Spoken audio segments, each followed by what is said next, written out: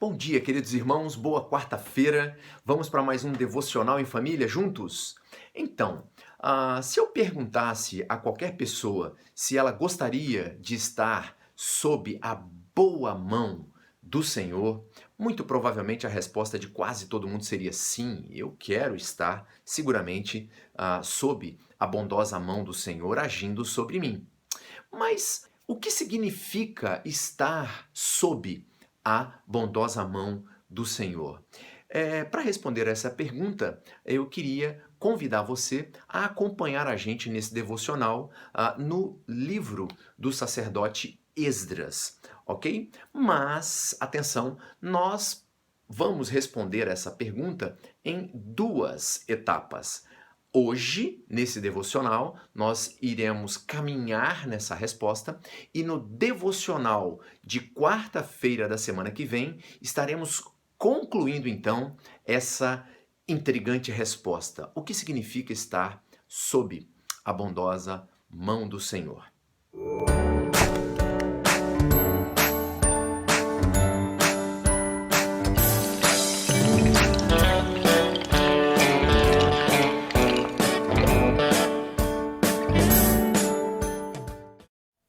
Para a gente dar início então a essa resposta, eu queria convidar você a ler o livro de Esdras. Nós vamos ler alguns versículos.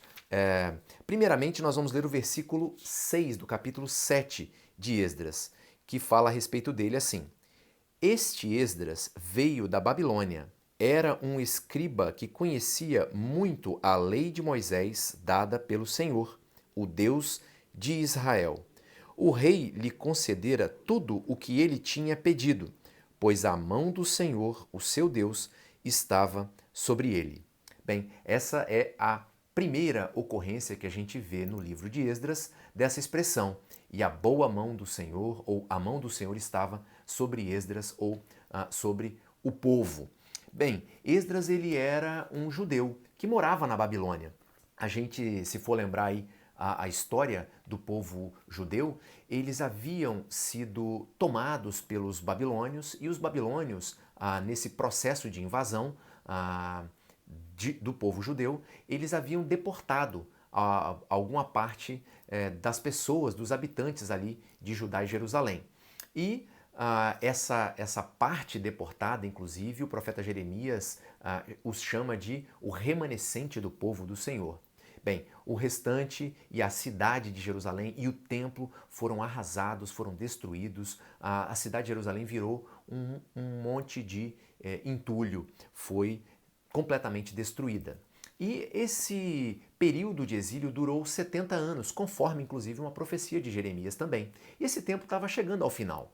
Deus então estava cumprindo aquilo que havia prometido por meio desse profeta. Ele estava trazendo o seu povo de volta. E agora aqui com Esdras nós vamos ver mais uma etapa desse retorno de uma parte desse povo que está lá na Babilônia, junto com Esdras nesse processo. Então, nós vamos ver que o rei do Império Persa, agora é o império dominante daquela região, havia atendido a todos os pedidos de Esdras e havia dado a Esdras uma série de presentes, de ofertas voluntárias para esse sacerdote. Né? Nós vamos ver que Esdras, a linhagem dele é uma linhagem sacerdotal, isso está lá nos primeiros versículos desse capítulo 7, ele é da descendência de Levi e ele também é um escriba. E então nós vamos ver que o rei dá a ele tudo aquilo que ele havia pedido e mais várias ofertas voluntárias. Tanto o rei quanto a sua nobreza, os seus oficiais, eles voluntariamente entregaram tesouros para Esdras. Esdras então recebeu uma bela fortuna para levar até Jerusalém, até o templo do Senhor e ali restabelecer o culto ao Senhor no templo, executado pelos sacerdotes do Senhor. Então, o rei não só manda tesouros, bens e recursos, né, para que o ofício do templo fosse restabelecido, mas o rei também manda por meio de Esdras uma carta para os governantes daquelas regiões ao entorno de Jerusalém, Samaria e arredores, para dizer a eles que todo o imposto que era devido ao tesouro real deveria ser revertido a Esdras, dado a ele e aos sacerdotes, para que os sacrifícios e o culto ao Senhor fosse restabelecido no templo do Senhor, na cidade de Jerusalém. Esdras então ficou impressionado com tudo isso que o rei estava fazendo. Diz a palavra de Deus então, no versículo 27, que Esdras disse o seguinte: Bendito seja o Senhor, o Deus de nossos antepassados, que pôs no coração do rei o propósito de honrar dessa maneira o templo do Senhor em Jerusalém, e que, por sua bondade, favoreceu-me perante o rei, seus conselheiros e todos os seus altos oficiais. Como a mão do Senhor, o meu Deus, esteve sobre mim, tomei coragem e reuni alguns líderes de Israel para me acompanharem. Muito bem, então, o que Esdras acabou fazendo, vendo então que a boa mão do Senhor estava com ele, por meio desse sinal da boa vontade do rei, ele entendeu e interpretou que aquilo era a boa mão do Senhor estando com ele. Ele então faz o quê? Ele toma uma ação, ele toma uma atitude em direção à vontade de Deus. Ele se enche de coragem, vai até os líderes de Judá e propõe a eles então um retorno a Jerusalém junto com ele. Ele então os convoca a uma missão de retorno à cidade de Jerusalém. E o que vai acontecer é que os líderes de Israel, de Judá, eles aceitam essa proposta de Esdras. Esdras então, ele começa a executar esse plano de retorno. Agora que ele vê a boa mão do Senhor, ele toma um passo de fé e coragem, ele vai em direção à vontade do Senhor, em retornar com esse povo, em trazê-los novamente de volta da Babilônia para a terra de Judá. E ele então inicia esse processo. E diz a palavra de Deus lá no capítulo 8, no versículo 15, o seguinte: Eu os reuni junto ao canal que corre para Ava e acampamos ali por 3 dias.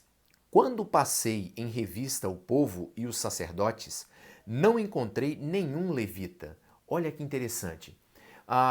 Isso traz incômodo para Esdras. Ele não encontra nenhum sacerdote levita dentro do povo. Nenhum levita estava indo junto com eles nessa empreitada, nessa caravana de retorno a Jerusalém.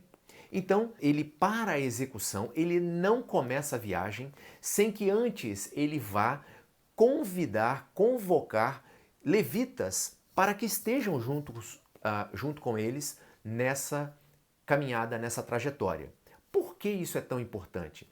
Porque Esdras sabia que o sacerdócio no templo deveria ser executado por levitas.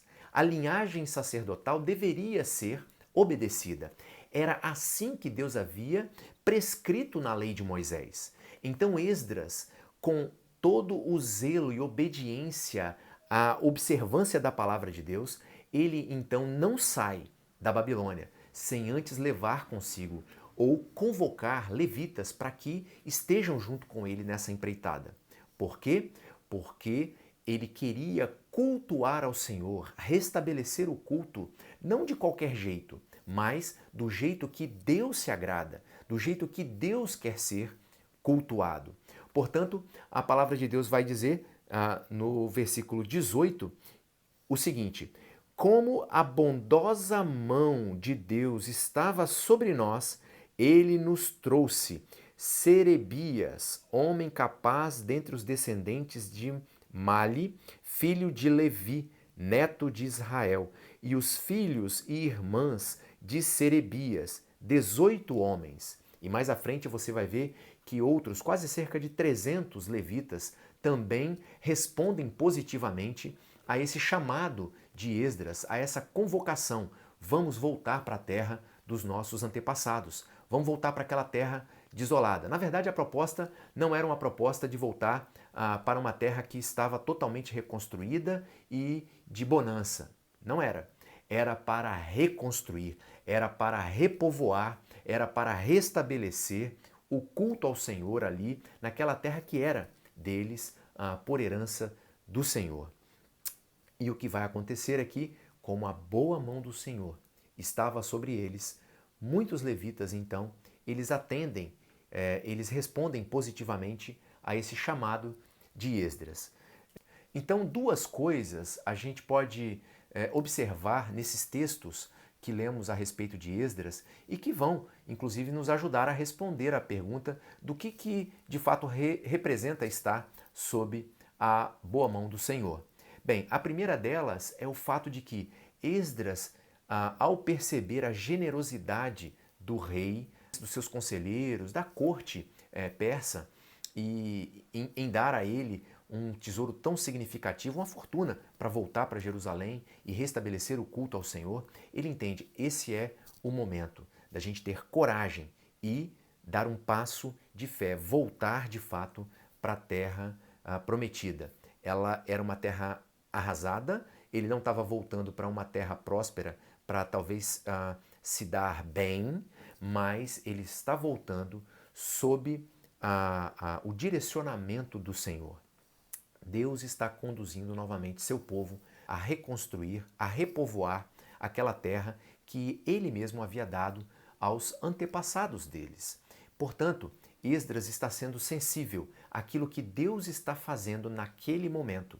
E Esdras, então, ao ver o sinal da boa mão do Senhor, ele progride em direção à vontade do Senhor.